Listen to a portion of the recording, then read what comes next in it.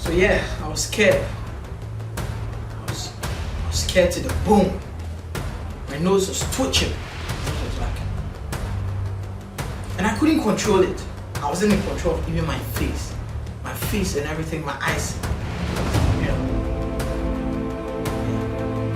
I don't know what this girl had going to tell Pastor. I don't know. I don't have no idea what she had said. But you know how it is in Africa. When you have an issue with an elderly person, you can't win. You can't win. No matter how solid your case is, even if you are innocent, you know, they can tell you to shut up and then they ask you the question. Or even after asking you the question, they tell you to shut up. So how can you win in such a culture? Let's put our hands together for Africa. Africa. Yeah. So I remember one time, this dog in our house had broken a glass, okay?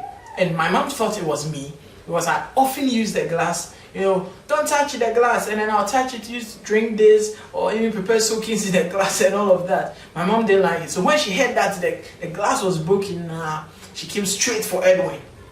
And then I took some beatings for that. Aww. I couldn't explain myself. So it was my brother who came to my rescue. And then he told my mom that it wasn't Edwin who broke the glass, it was the dog. The dog was running around in the house and then hit the table that the glass was on. And then all my mom says is, and suddenly the dog that is owned by the entire family, they are saying it's my dog. So I deserve to be beat. Or past tense of beaten, I deserve to be beaten. Yeah. So I was going to meet Pastor and I was nervous. I was sweating. But I mastered courage and I entered. Office, bang, bang, bang. It's coming. And I entered. And then when I entered, no, he was like, So for a moment I was confused. What did this girl tell him? Why is he smiling? I don't get it. Then he says, I didn't know you can really preach and express yourself like this. I didn't know. And I still was confused. Yeah, I don't know what he's talking about. Sana, he had happened to hear one of the recordings that I've done. You know, I do this recording when I'm by myself. I think there's a topic that people are finding difficult to grasp or understand, and then I will pick some scriptures and try to explain to the best of my knowledge as to how it works and all of that, you know. Yeah. And then I'll record myself and I'll post it in the youth WhatsApp group.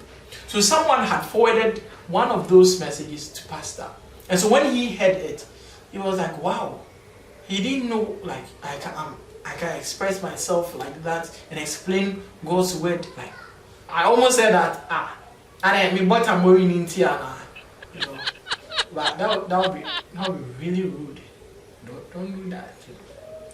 So he asked that will I be available to do a presentation in the upcoming youth conference. You know, I'll pick a topic, or he'll give me a topic, and then I'll take some few minutes to explain, so that we get the whole youth kind of thinking in the whole conference. I was like, oh yes, why not? Of course, it will be my pleasure.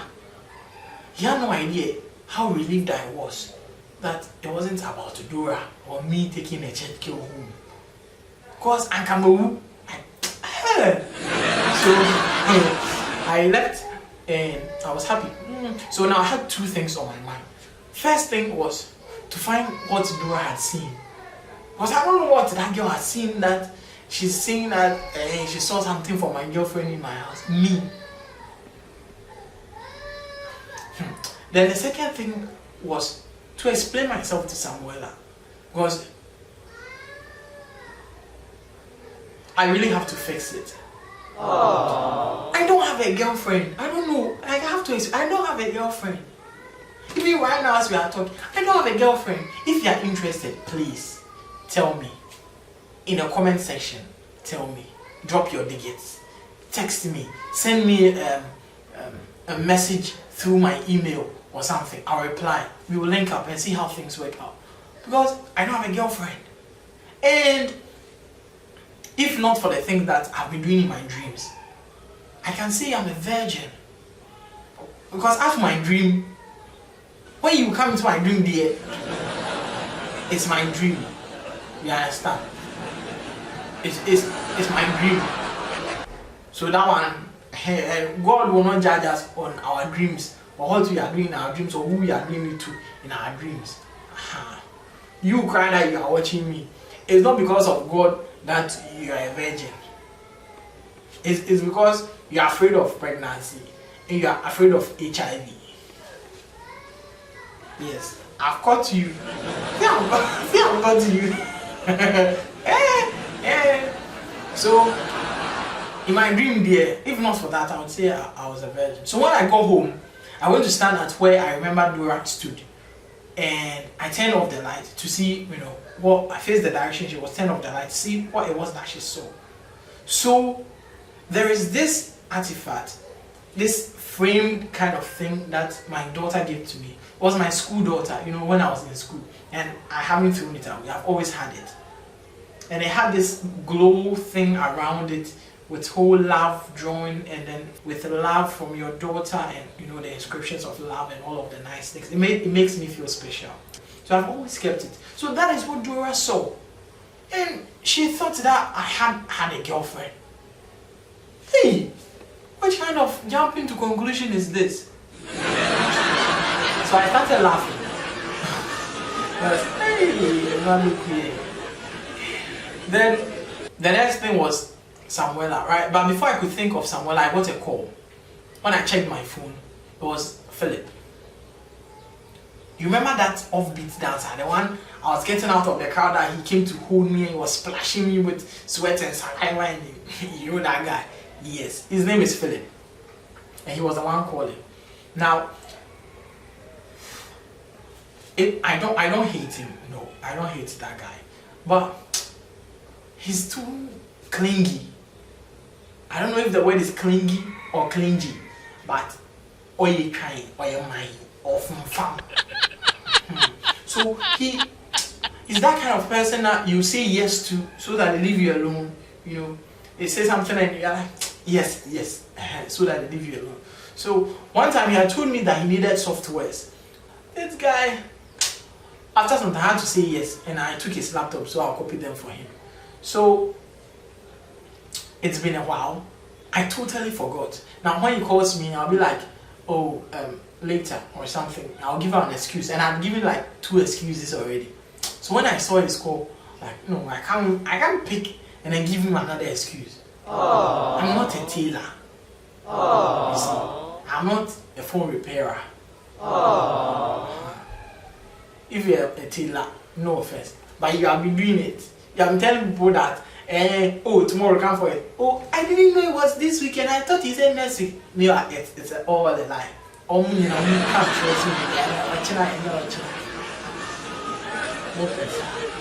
So me, I wasn't a tailor. So I answered the call and I told him that, it's ready, so he can come and take it. So the idea is that before he leaves his house to my place, I would have finished it. Like, I'll just do it now.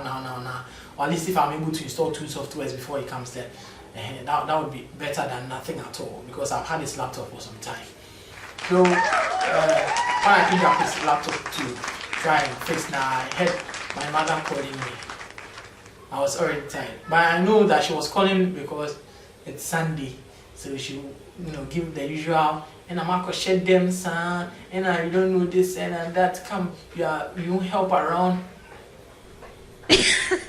So when she called the first time, I was like, Then she called louder. So I responded, man, I'm coming.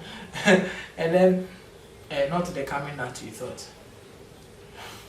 So I left, and then I went to see my mom, waiting to hear the usual talk. But then she looked very serious this time. Hey. Then she asked that, why did I bring a girl into my room and we're alone in the room? And then the girl was crying. Now this allegation, I didn't know where to start from. I didn't know where to, because I know where she got the information from. And in Africa, I can't tell my mother, like at the level, you know, the way she had picked the whole attack. You know. If I talk now, I'll chop slap. So that's like all you can say is, oh, me. Like that is all you can say. So that is exactly what I said. I said, oh, me. Then she looked at my little sister, and I knew that then it's my sister who told her. So when Dora had left, because my sisters, they were watching television, see, when the lights went out now, they were returning home, and they met Dora and saw her crying or saw tears in her eyes. So they assumed that it was something I had done to her. But why didn't they ask me? And they went to tell my mother that I had brought her to the house and we were alone, and my mother was hammering on all of that against that. So I was standing there and I was attending a seminar. My mother was giving me a lecture on HIV/AIDS, lecture on teenage pregnancy, lecture on sexual immorality, lecture on failure and attacks on success, spiritual attacks, like things that people pay to go and listen to. You know, my mother was giving it to me free, and I was getting all of that within like 30-40 minutes. It was a packed seminar, and I couldn't do anything. I had to stand there and listen to the seminar. Now, where will you go? I was there. So I'm listening, and I'm in the course of this hot seminar, and then you hear someone banging on the gate.